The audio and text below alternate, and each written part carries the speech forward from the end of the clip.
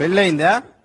ఒకసారి మా అమ్మ నాయన చేశారు, రెండోసారి మా పక్కింటి వాళ్ళు చేశారు. రెండోసారి పక్కింటి వాళ్ళు చేసేది ఏంది? అంటే మన గమ్మునుండే క్యారెక్టర్ కాదులేండి సార్. నువ్వు కరెక్ట్ గా చెప్పకపోతే మూడోసారి నేను చేస్తా. వద్దులేండి, ఇద్దరితోటి ఆగలేక వస్తుంటా మళ్ళీ మూడు నాకు అనుభవం దేంట్లో దేంట్లో అంటే ఇలాగా పెళ్ళంట్రీ, మళ్ళీ ఇప్పుడు అనుభవం అంటుంట్రీ.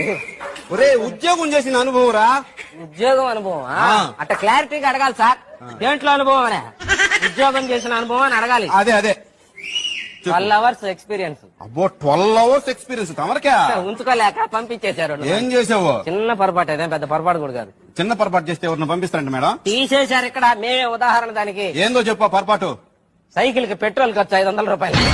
అది చిన్న పొరపాటు అదే కాదని తర్వాత తెలిసింది ఉద్యోగం తీసేసినారు. తమరు ఏం చదువుకున్నారు ఇంతకీ?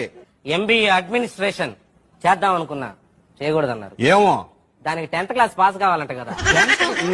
10th class pass